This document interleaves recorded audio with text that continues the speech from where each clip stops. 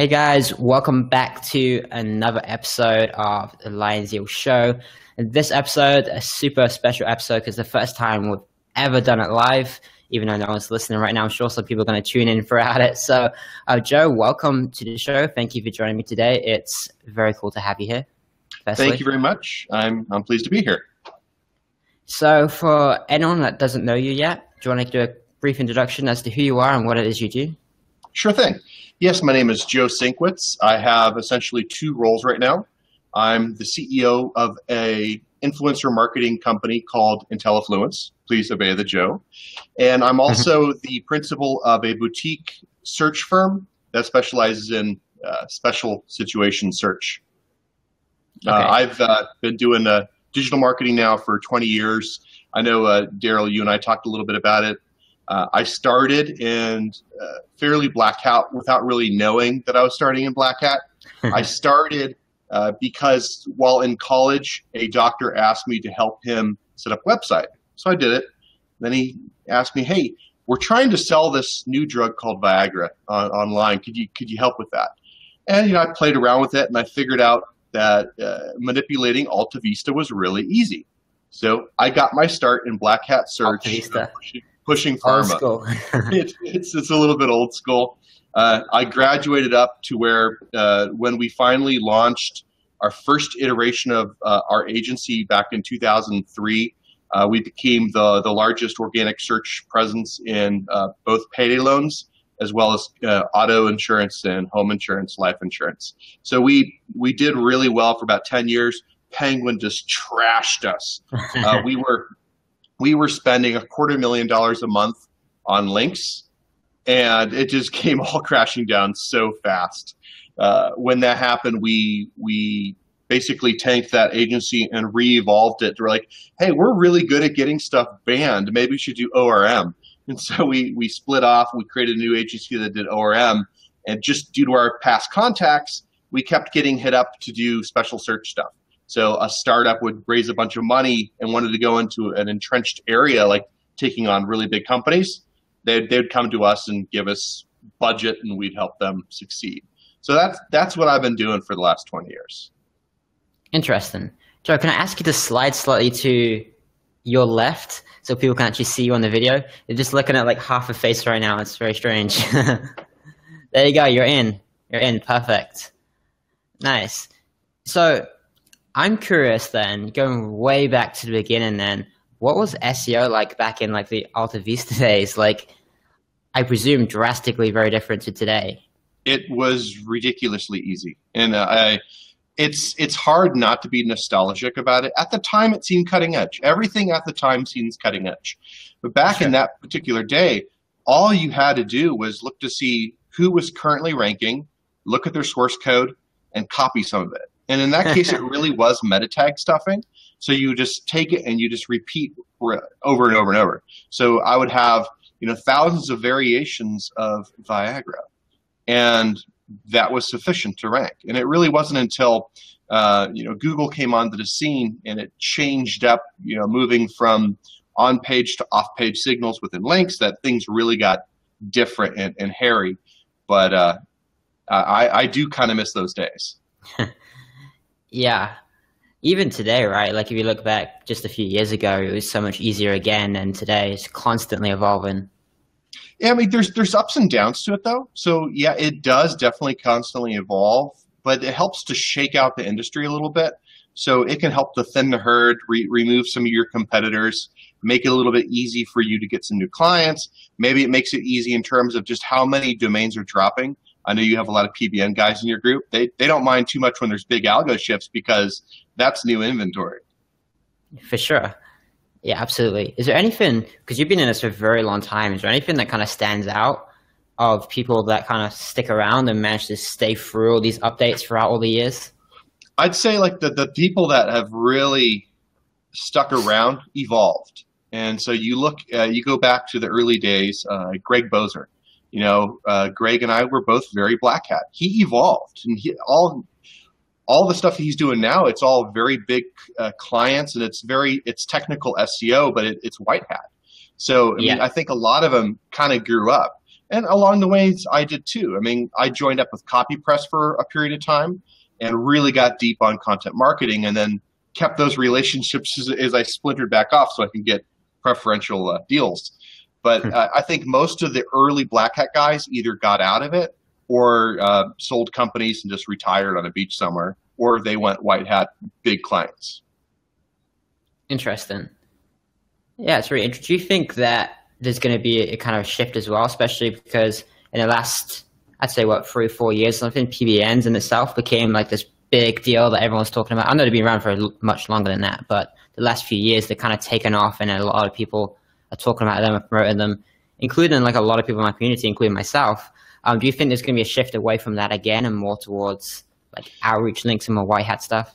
Sure. Well, I mean, I like to see that, or I like to say rather, that everything tends to work on a pendulum. So things swing back in favor and back and forth.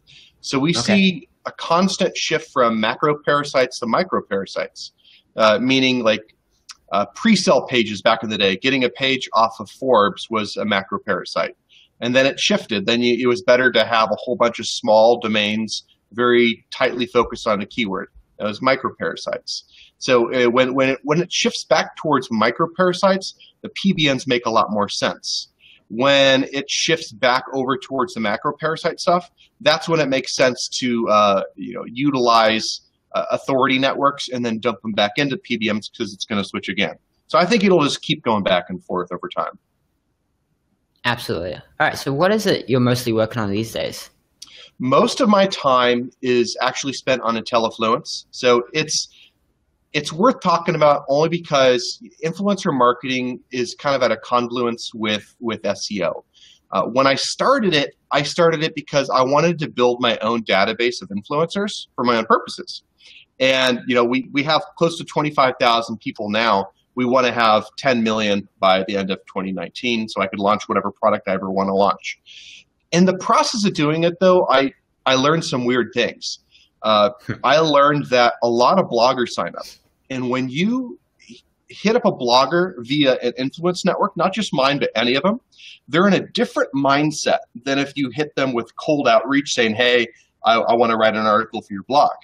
Because they're seeing, hey, I'm looking to you for your expertise. When that occurs, the close rate is way higher. So people, typically agencies, are using my network to basically buy links. So I could see a lot of these influencer networks growing really fast, and they're kind of an evolution of the old text link ads model, just not so overt in terms of that's what's going on. And because you can kind of mix it in with other things, you're getting a blog post, but then you're augmenting it with social traffic, and you're throwing it into a YouTube video, and you're throwing it back into another blog post. It kind of mixes up the signals enough to where it looks really organic, even if it might not have been. Absolutely. For anyone that doesn't know, by the way, what is an influencer network, or what is IntelliFluence? So influencer marketing is, I guess, distilled down just having someone else tell your story for you. And while I hate the storytelling type definitions and content marketing, it's buzzword crap. All it is having someone else do something for you. So what a network usually does is it usually focuses on one or more networks. So it might focus just on Twitter. So you remember like the paid tweet guys? All they really did was they aggregated Twitter users, and you could go in and purchase tweets. And then, of course, Twitter added on its ad interface and then made it a little bit different. Same thing with Instagram, Facebook, LinkedIn, YouTube, etc. If there's a social network, it's possible to have a layer that sits outside that network that aggregates information in such a way that makes it more useful to connect through it versus going directly to the network. That, in essence, is what a network is. Some of them, like mine, the people that are in the network have signed up to be in the network. So there's no cold outreach. Some of them, like Ninja Outreach is a good example of something that's different. They have essentially a database, but it's a cold database. They just aggregated information. You could use it to do pitches, and it works. With mine, it's going to be a different size database, but it is warm pitches because people want to be contacted. That's essentially the difference. Okay, and agencies and stuff will use that to buy. Yeah, a lot of small e-commerce brands. Those are my Interesting. biggest users because they're looking to juice their social traffic and turn it into sales. And there's lots of reasons why you might use an influencer. Like if you're starting a new project from scratch, you could go and purchase some attractive looking Instagrammers just to hold your product. Not so Yeah. much for the sale, but you might use that for social proof on your website. So it's a lot like using the as seen in, but it's updated for this year. Then after that, you might go back and try to look for someone that's going to be more relevant and has a higher traffic and audience size to push for a flow of traffic to convert to sales. So that's one model. Agencies definitely use it for links. There's I know that there's other things that I don't want to say too much, but there's lots of ways you could use it. Just like there's lots of ways you could use links in general. Okay. I'm curious, by the way. I'm like a direct response guy. Like I like direct response stuff. With like the influencer type stuff, especially when people buy in like an image where someone just holds up like their brand name or something like that. Do people actually see like a direct response, a direct ROI of that, or is it just like the buzzwords like the brand building and long-term vision and all that sort of stuff? There is actually quite a big direct response channel. So there's good case studies I could turn you to. So in Australia, there's a company by the name of Frank Body, and they got their Okay. start, I don't know, maybe 5, 6 years ago. And all it was a cosmetic company where they took ground coffee and turned it into like face scrubs and stuff. I'm not a real big cosmetic guy. As you could take, you look at me, you could figure that out. But all they did was they would just get their product in the hands of people on Instagram, not celebrities, just people that look like they might have a decent sized audience, might be into cosmetics. I think they're on pace to do like 20 million in rev this year, and all they do is social based sales. So it is absolutely a good model for direct response. We're at the first time in the history of cosmetics, although that's easy to say, we have more brands that are launching as online-only brands than launching to get placed on shelf space in brick-and-mortar stores. And a lot of it has to do with how much easier it is to get manufacturing for the small lot sizes and then testing out. That's really shortened the process, where you could have 5 different small lot sizes and test out 5 different campaigns to see which one do people prefer, and then zero in real fast on this is the product, this is the market, now let's scale. So it's getting pretty cool, I think. That's awesome, man. So with SEO then, you've got your agency as well. Mhm. What sort Yeah. of clients are you working with? What are you doing with that? So I can't name the clients. Sure. Sometimes they're very large public companies, and they might be looking to change their brand, and so helping them migrate from let's say a hypothetical Odesk to Upwork. So it might be a situation like that where there's a lot of moving pieces behind the scenes, and you're guiding them into the new process. Sometimes it's a Fortune 500 CEO that was caught sleeping with his secretary and was fired, and they got another job as a Fortune 500 CEO, and he wants to make all the bad news go away. So that's kind of special search ORM. So those are the type of clients. We keep trying to raise our minimum rates because we don't want to take on too much work. The problem with it is we like to have our people receive that revenue from an agency model so we can work on our fun projects. So SEO almost becomes a necessary evil to satisfy our creativity, because everyone that's ever done like SEO client stuff, after a while it grinds you down. There's only so much you could do, and it doesn't scale particularly well, because people that come in that are willing to pay a high rate are doing so for the personality. They're looking for that specific. They're hiring Joe. They're hiring Daryl, not necessarily Daryl's agency. So it's a problem. Like, okay, well, after a couple dozen clients, you can't really juggle much more. Otherwise, the quality starts to suffer. So that's kind of the situation we're at, where we typically only work with really funded clients, and then make them see that this needs to be a long project, not just a one-off. Okay. Can you share what your minimum fee is these days? Sure, it's $15,000 a month. Okay. So it's pretty big businesses then. It's not. Yeah, yeah, it's not the local gym type stuff. They're generally either public or they're venture backed or PE backed, or they're just a private company that has a very high profit margin and is looking to scale that margin into a lot more profits. Cool. So I'm curious then, because the big question people are going to ask me is, I have a lot of people that are going out there and they're getting clients, and it's no issue to get a client to pay $2,000, $3,000 a month and stuff. Mm-hmm. But how do you get like a $15,000 a month client plus? Like, how do you get in front of these bigger companies?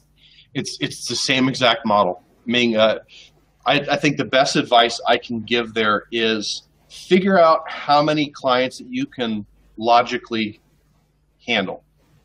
And after you get to that point, the next client that comes on has to be at double your rate. So if you're at $3,000 a month and all your clients are $3,000 a month, and you can only handle 10. Every response to client number 11 needs to be, hey, my minimums have to be $6,000 a month. I'm swamped. I can't handle anymore. This is my rate. And people balk at that a lot, but it works because the next guy says, okay. Now, granted, that's also a filter because that helps to like change who you're focused on. You know, you're going to start seeing fewer and fewer small companies and more medium-sized companies when you do that.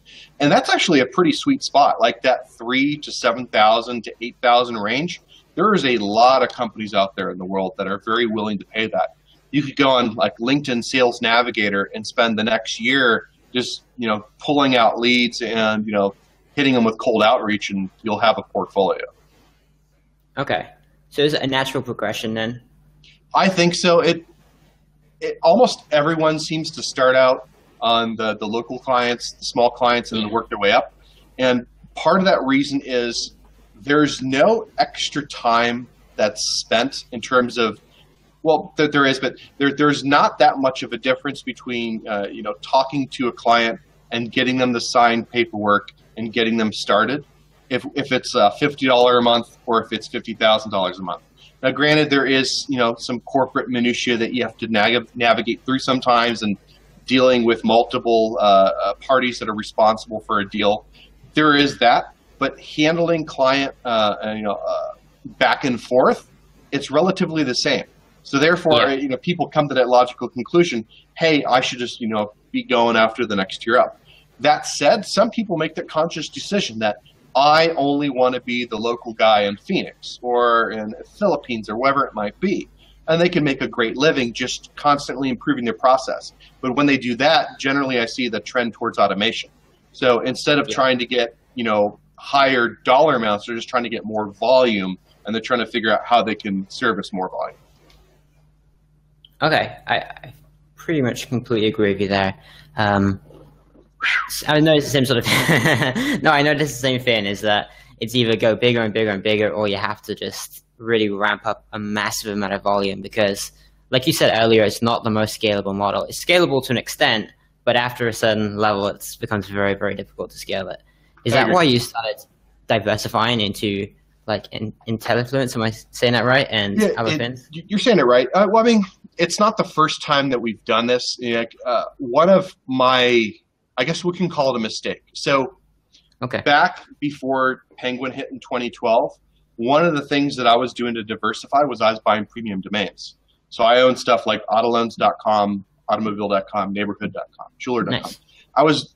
We put millions into these things. And after Penguin, I realized something, like, that top level market is very small. So when a couple buyers leave that market, it crashes hard. So like, we spent $2 million on autoloans.com, and I'll be lucky if I could sell it for like $800,000 one day. So like, the bottom fell out. That was just another one of our things where we bought those so we could have side projects. So those are essentially, an outgrowth of the same thing that we're doing now with IntelliFluence. Although we shifted our mindset in the sense of, it's no longer about the premium domain. Now it's about the idea and execution of the idea. I mean, it's the same thing. It's just a different use of time. Okay. Is it also the same team that works on both? It is. Yeah. I mean, the original team, we grew it up to 50, and then with Penguin, we had to smash that down. Right now, we have a team of 5 people that are dedicated in the office, and then obviously it can extend out from there due to relationships. It's not hard to do virtual coding teams and whatnot. Sure, that's a drastic difference then, 50 down to 5. Well, what is? It was ego. Okay. Like when I look back, like, did I need 50 people to do what we were doing? Like, we had fantastic margins because organic search, once you got there, it became a self-fulfilling prophecy. That user data kept coming back, and within our industries too, some of our products are so habitual that people would keep coming back to the product. So we were kind of blinded by our own success, and we didn't really look and see, okay, of the 50, we probably only needed 20 at that size, because it was 5,000 or so sites that we were constantly working on. Now, we recognize that we can get a lot done with a lot fewer people, and I'd rather just treat those guys really well and give them as much flexibility and autonomy as they want to tackle a project versus micromanage 50 people, which was not that much fun. Yeah, it's really, really fascinating, actually. Wow. Okay, that's cool, man. That's interesting. Is there any big lessons that you've had then over the years, aside from that, of course, of like not getting your ego attached, of building out a team like that? Well, obviously the ego attachment is, you need to. There's different schools of thought. I've changed my school of thinking to be, I will only hire a person when I'm kind of forced to hire a person, versus in the earlier days, if I thought I might have a need for a person, I'd just go and throw a person at it. I'd just go, okay, yeah, local university, here's our starting salary, let's do it. Now it's more along the lines of, I have to be dragged kicking and screaming, Joe, we need a designer, we just need another one. Okay, fine. Okay. So it just changed that model a little bit. Other advice, like one of the things I'd really tell people is, rented links can absolutely kill you. I think it's so much better to have permanence to your links than the rented links. The Penguin days, when you go from, making like $1 million or $2 million a month to losing 500,000 in a month, just because the equation shifts, it exposes an inherent weakness, and it hurts really bad. So, the more you could shift off of, having those recurring payments every single month or every year or whatever it might be, into stuff that, once you have it, it's set and it's done, that's a much safer model. That way, if there's a big algo shift, you don't have to worry about, do I need to cancel all my links? You have a lot more time to figure it out. You're not going to be pressed into it due to cash flow considerations. Fair enough. Is that does that mess up your mindset a little bit? I presume it does. Like, just losing that, like, just overnight, just wiped. Dude, it fucking destroyed me. I'll be very honest. Like, I was pretty close to being able to retire, and we were talking about potentially selling that company for a good amount of money. And then when that all hit, it's just everything sort of compounded at once. That hit, and like a couple weeks later, I was scheduled to go speak in Poland. So I was getting ready to go on a plane to Poland. My wife calls, "Hey, I'm pregnant." I'm like, the world's coming down. Like, you're kidding, right? So it's like everything collapsed at once, and I was in a bad spot for a while. But it helped me to get some clarity to the situation. Like, okay, I am not my business. You got to make that separation. There are going to be ups and downs with the business. There's just no way you can get around that. The problem with our vocational choice is we are essentially dancing on the head of a pin. We are trying to manipulate a third party for our income, and we don't have any control over that third party. So when they decide to make big, massive shifts, all we could really do is react to it as best we can and try to predict where that next move might come from and hedge our spots a little bit. Other than that, it's just recognizing where you have control and where you don't, and focusing on those things. There's not much else you can do, but there's obviously still a lot of money to be had. So I get it. Yeah, definitely. So I'm curious, was your mistake? I'm curious. So was your mistake that you got too egotistical and built out too much team and got your expenses too high too fast, or was it not predicting the change that was going to happen? Well, I mean, Or both? we thought that there was going to be a change. I don't think anyone that was doing really, really well in that time frame didn't think, man, the party's going to end at some point. When all you had to do was keep buying links at just a high velocity, a pretty strong anchor, not distribution, focus, when everything was above 20% payday loans and stuff. And we knew that at some point there was going to be a shift. What we did not foresee is that the shift was going to be so drastic, where when Penguin hit, it was a lot more severe than, say, Panda.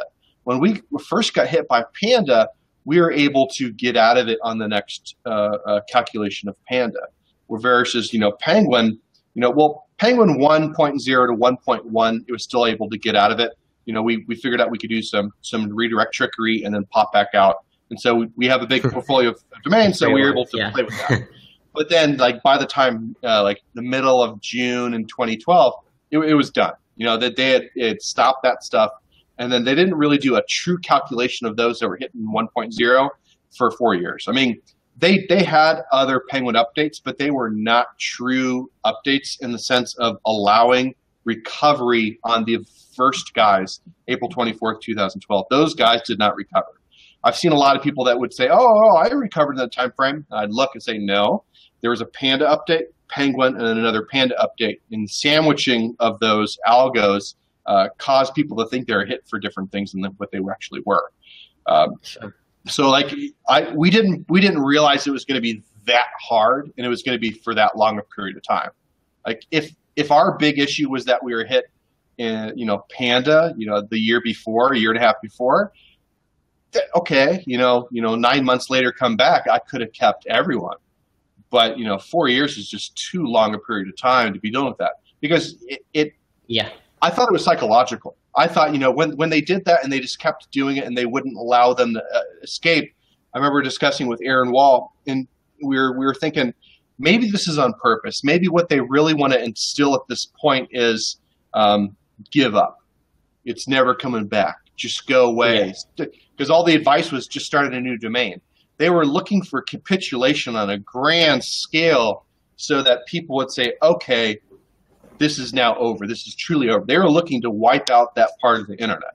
They viewed affiliates more and more negatively over time.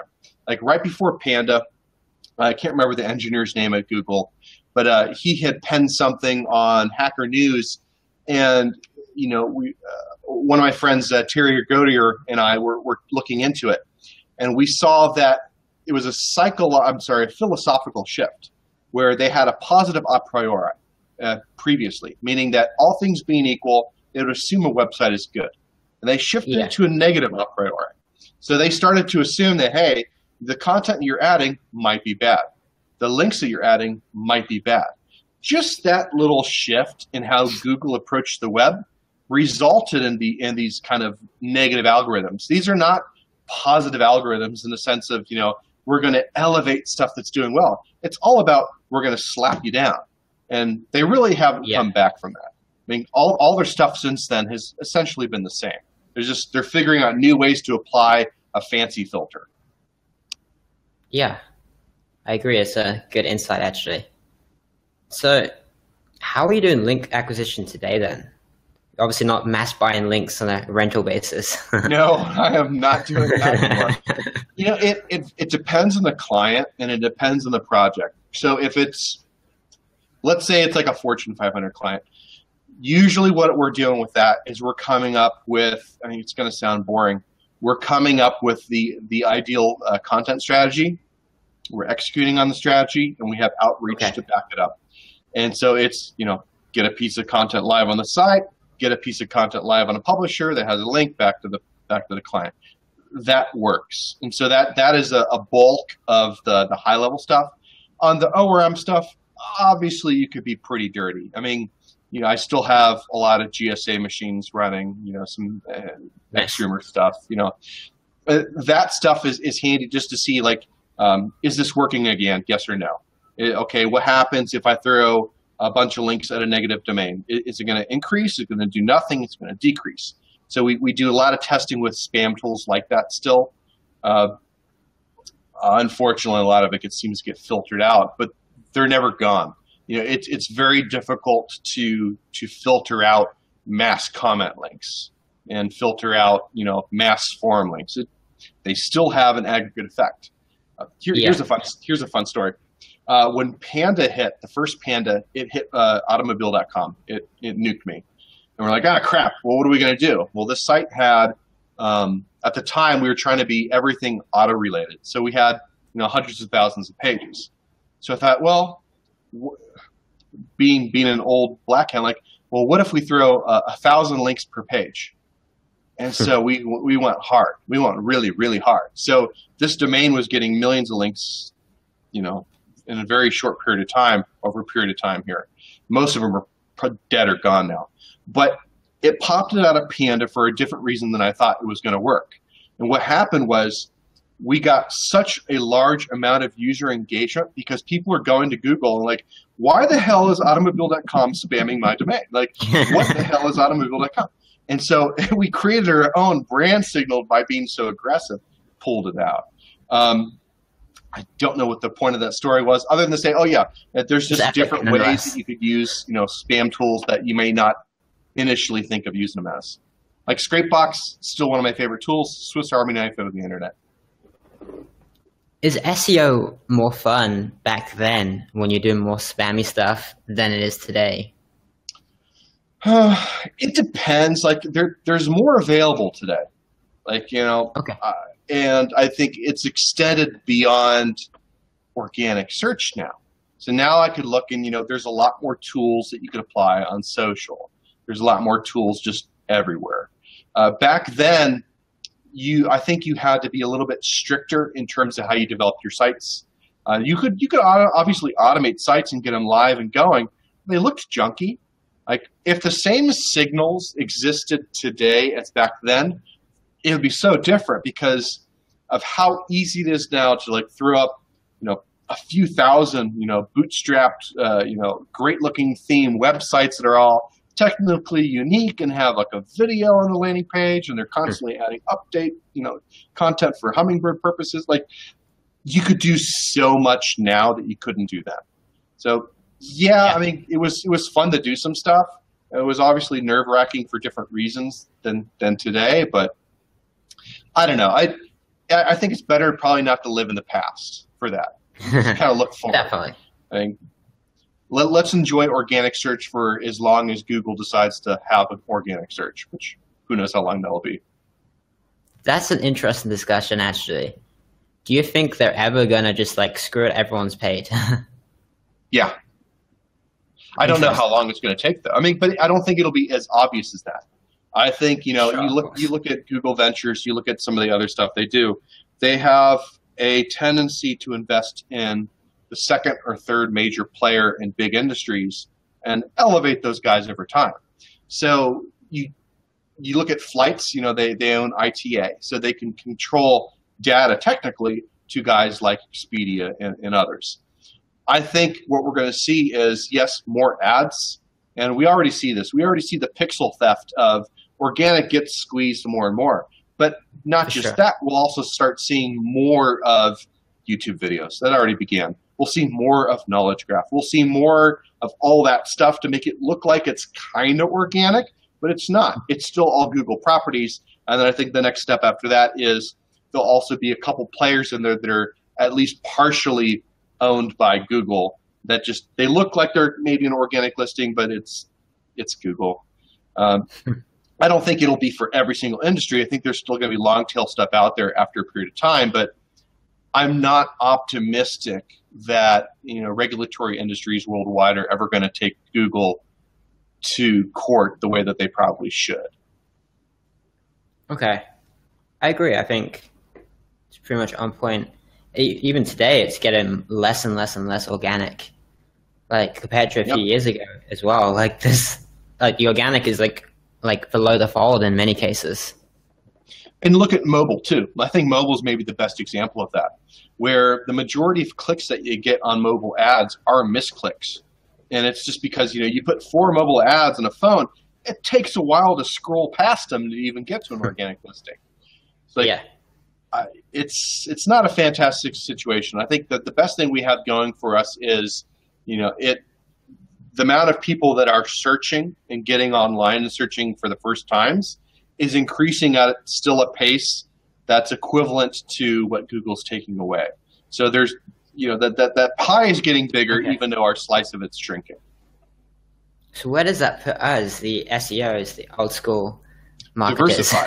Diversify. So like the other reason for IntelliFluence to exist is because it's not dependent on Google.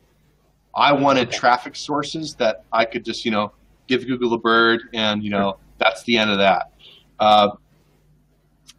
There's other ways to do it, of course. I mean, some people build their own like private forums. Like your Facebook group is actually a decent example of this, where, I mean, if Google torched Facebook, would it matter?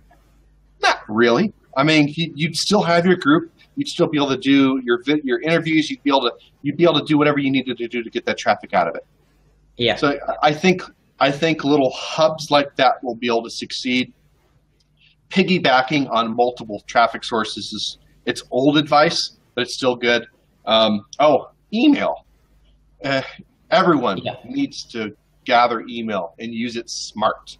Don't just spam your people every single day with junk. Be smart about what you're putting in front of them, and then keep that list like gold because it is very valuable.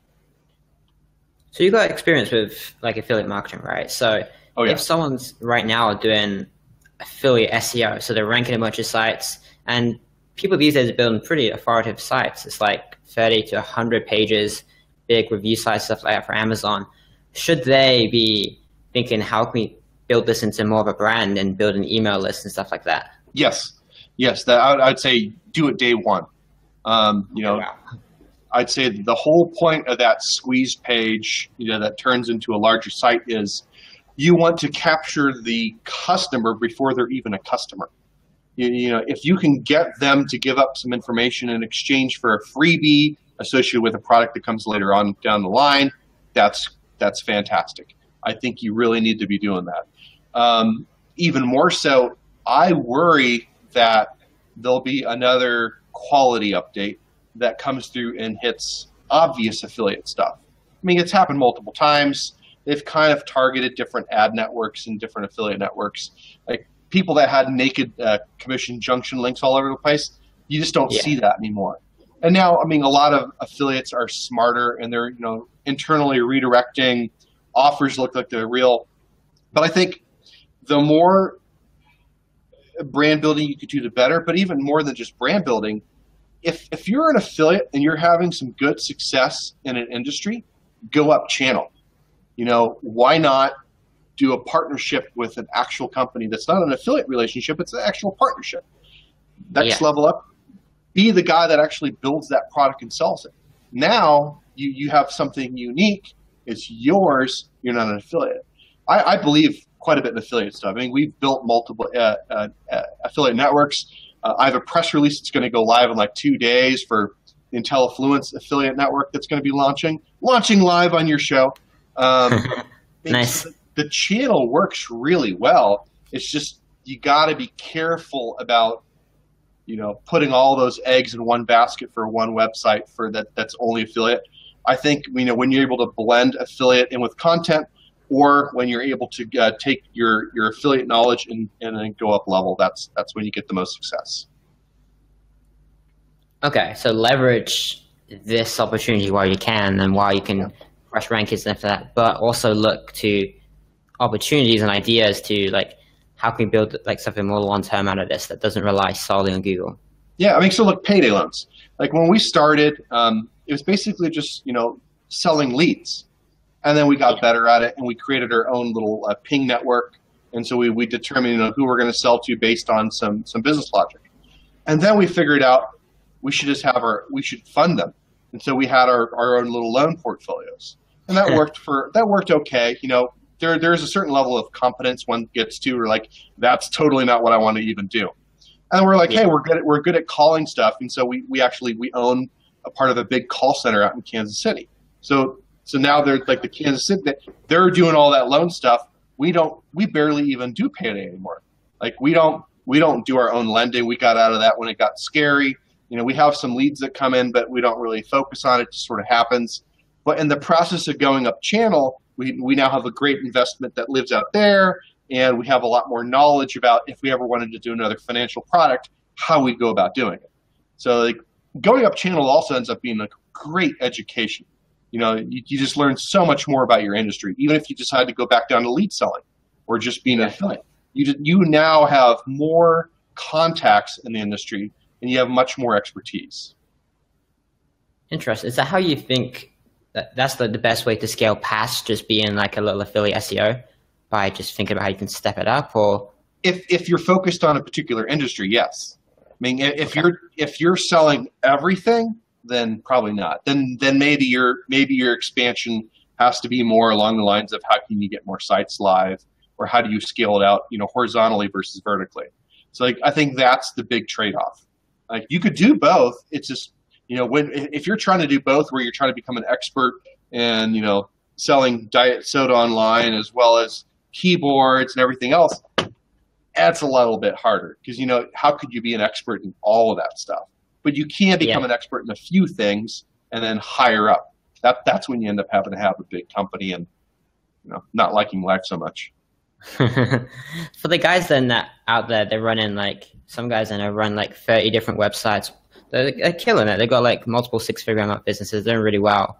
But how do they scale up past that level? It's like, or is it just a matter of just build more sites?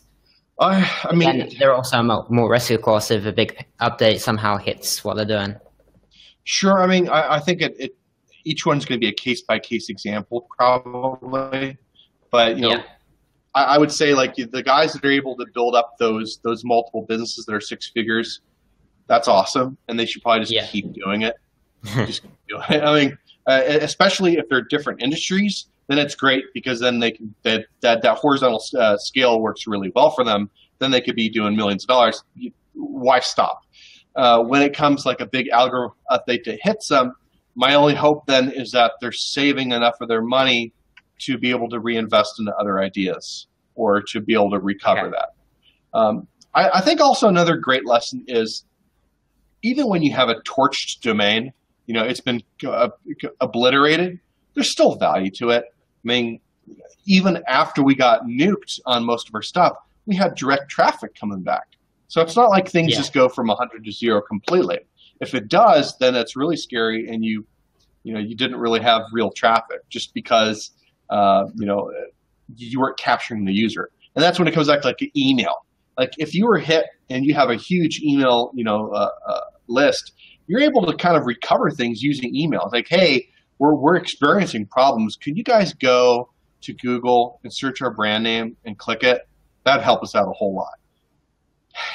You know, it can help you recover. I mean, so I think the diversification of mediums it's oversold advice, but it's still really good advice. No, for sure. I mean, even like the lines you'll block right now, like we rank #1, I think, for PBN. Okay. Not really that deliberately. But if Google somehow like destroyed our site because we're ranking for PBN and promoting PBNs for some reason, they're letting us do that right now, it's not a big deal. Like we have the email list, we have the group, like it doesn't really make any difference. So it makes a bit of a difference, but not too much. I think that the best example I've heard that might be a good analogy is when a government site is defaced. So let's say someone hacked the CIA website. All they're doing, you ever seen the XKCD comic about it? It's the equivalent of tearing the poster off the wall, not doing anything else. So in your case, you know, if the site itself was hit, well, your domain portfolio is totally fine. So you just launch under a different brand. I mean, I think that's a good level of what we're talking about here, for sure. Okay. What are your thoughts then on PBNs and buying, maybe not renting links on a monthly basis, but buying lifetime links and stuff today? Yeah, I mean, I have some vested interests in saying that, yeah, they do work. I mean, for sure. I mean, obviously, if they didn't, people would not be buying them. But also, I think I mean, you're probably going to be even more an expert in PBN than I am at this point, where there's a big difference in what they are based on who is selling them, where they're selling them. Like if you go to like Black Hat World and you're buying a PBN, is it really a PBN? I mean, is it really private if they're giving example links out to anyone that asks for them? Like there's levels of privacy and all that and randomness to it. I think those links certainly have their place. I like using them as tier ones in some cases for really good clients. And also there's a risk factor to it too. Like, if you have something where you're not really sure and it may get burned because it's not quite an authority, hold off, to build up some more natural sources before layering on the PBNs. One of the things I hate is when I see someone go, they spend a lot of money on PBNs and they get good links and then they screw it because they see where the links come in from. Like, oh, I got to add my tier 2s to this. They throw garbage at the PBN links and then devalue what those links were going to pass on to you. Like, I see too many people torch networks that way out of their own stupidity. So like the more private the PBN is and the more selective it is in terms of who they bring on, the better. Absolutely. Another thing I'll see as well is people think it's all about the links and they go rent these PBN links and then they don't know SEO and they completely neglect on-page SEO, which I think it's very, very important still, or even more so these days. Absolutely. I just look at like there's three things you got to take care of. You have your content, you have your links, and you have user signals. And I mean, user signals it could be speed of the site, it could be getting repeat visitors, whatever it might be. If you think of just those three things and try to satisfy them, you'll probably do okay. But if you only focus on one, you're going to get screwed up. You can't do user signals without content and links. You can't really do links without content and user signals, and you can't do content and expect it to rank if you don't have any links or people coming to it. So absolutely. Okay, so a few final questions will wrap it up, I guess. If anyone has any questions, by the way, feel free to submit them. I know there's a few of you guys listen in, but I'm curious. I'd like you to kind of brag. So if you have what's 3 big wins you've had over the years doing SEO and just your business ventures in general? Okay. For a fun period of time, I was doing $50,000 a day in near profit in organic search. That was fun. What? What were you doing with? Mostly just payday loans and car insurance and auto insurance. I mean, just nice. It was kind of cool. Like we hit #1 in car insurance in 2008, I think. And in that period of time, they gave us site links too. So we were car insurance, and we had the site links on it. I got so many cease and desist, letters from Geico and Allstate and all those guys. It was crazy. So I guess you could brag on that sort of thing. How did you rank back then? It was links. I mean, it was content links. I mean, it was a good site. So the site was well developed, a lot of good content. It was usable content. And we ramped those links up. I was very big on local set links back in those times. So I would look, it was before Majestic, Hub Finder and that type of stuff. So we created our own little search engine that would look for potential links. And we say, okay, anything related to cars or car insurance, let's see what exists and then who's ranking to them or linking to them. Let's try to go get those links as well. And so we get as many as possible. And that's really all there was to it. I think some we had to buy, some we can get, some we could trade.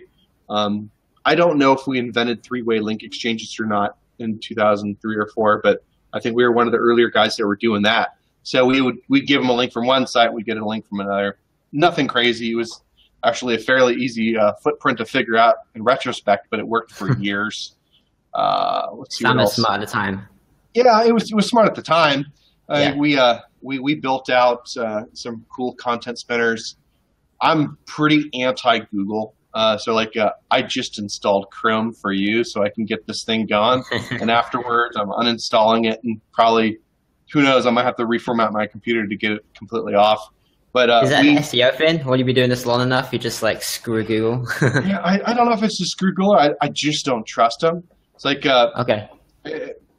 There was a a problem we had in our company where it was not invented here syndrome. That's kind of a common thing.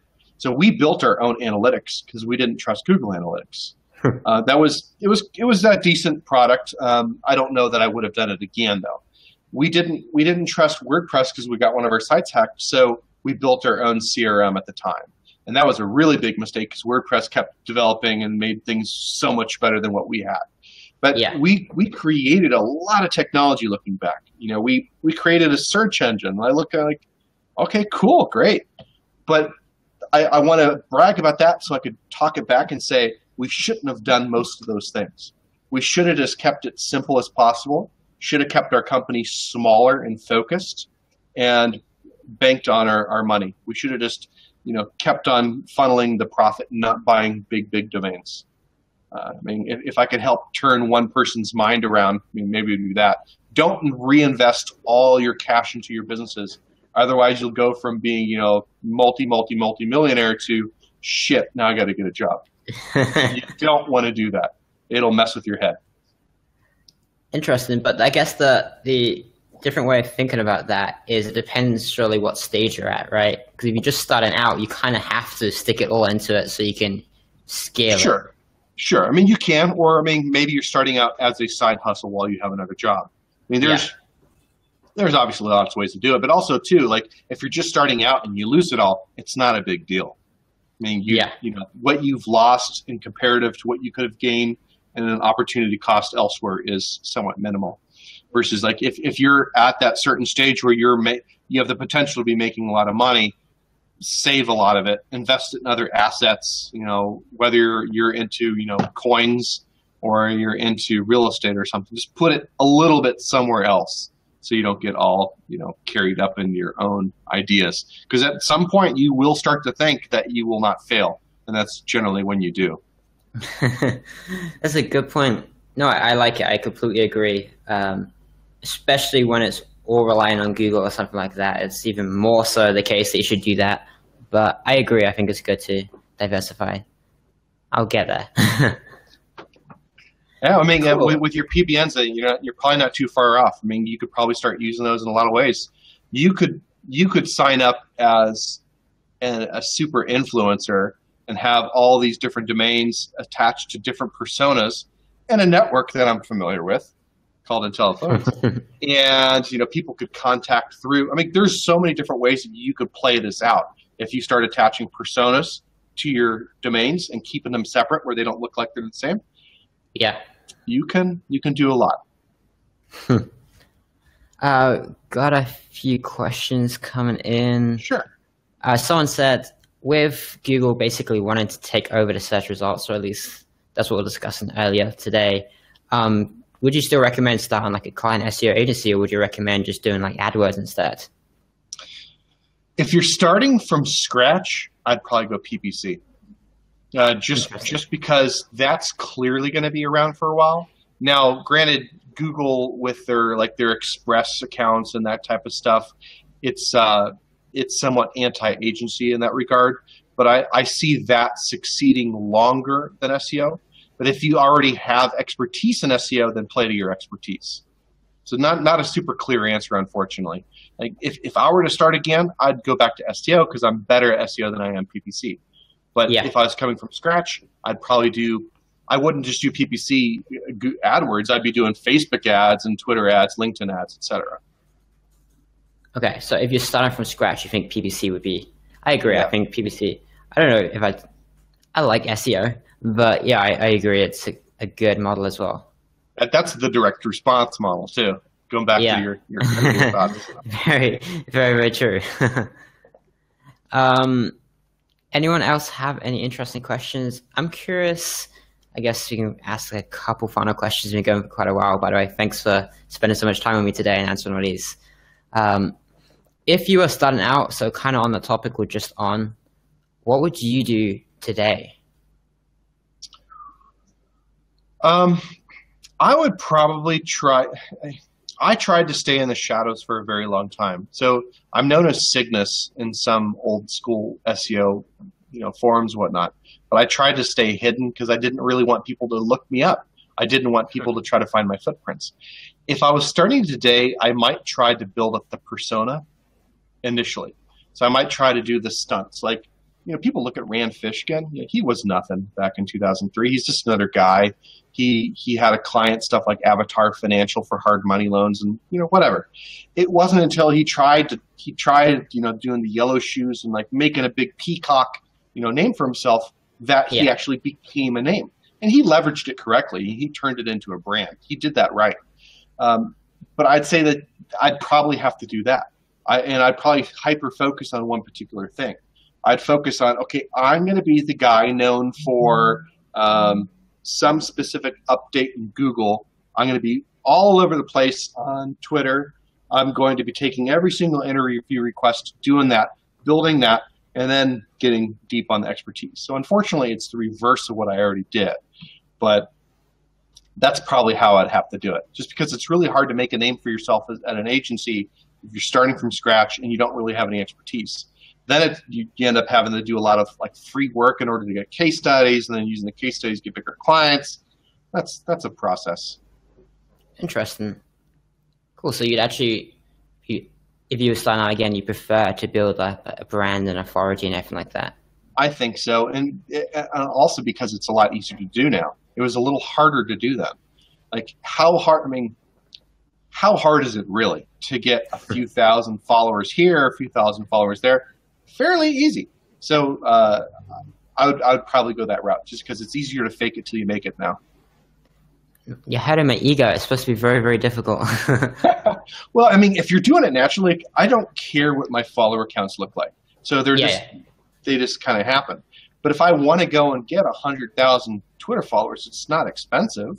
So like, I see more people, I see more experts faking it now than I did back in the day. Because back in the day, it was more, more direct information sharing back and forth than it is now. Now, how can I write 3,000 words without actually saying anything? That stuff drives me nuts. Yeah, I've noticed that a lot of the blogs and everything these days, their goal is just to put as many words on the page as they possibly can, because if you have a 15,000 word blog post, then you must be very good at what you're talking about. Mm-hmm. It's working for them. Yeah, it is. I mean, it's a different KPI than people think that they're getting, for sure. Yeah. All right. Any final thoughts or words of wisdom to wrap up this episode? Work hard. And I put you on the spot. Start, network. I mean, there's a lot of things that I guess you could say. We covered a lot of them. Just diversify, but become an expert in one particular niche if you possibly can. Go up channel when you have that opportunity. Join IntelliFluence. That's a key. There's no secret sauce out there. A lot of the success came from just hard work. And like nowadays, if I'm talking to someone and I don't know them, I'm not going to be able to follow up with them. I'd say, look, just build out a site. I hate this advice, but it's still valid. Put on, don't say good content. Put in content that matters to the user for that specific industry niche. Get links to that content, and over time, it will add up to something big. But it's not going to be an overnight success.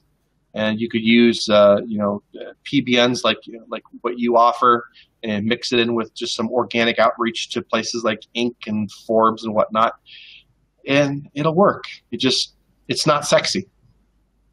No, for sure. I mean, I know a lot of the Amazon affiliate guys these days are saying it's like 12 plus months these days to get a site ranking well enough to make them the ROI, which is, it's slow, but it works. How many years in it are you now today? 20. 20. Wow. I'm 24.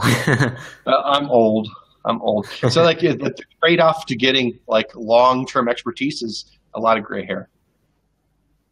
Fair enough. I agree, probably. All right. Thank you for joining me today. This has been a lot of fun, a lot of nuggets, and I got some good value out of it, actually. Excellent. I'm glad to hear that. All right. I hope you guys enjoyed the episodes, and I'll see you next week for a special episode number 50. So it should be very fun. I'll see you guys there. And broadcast.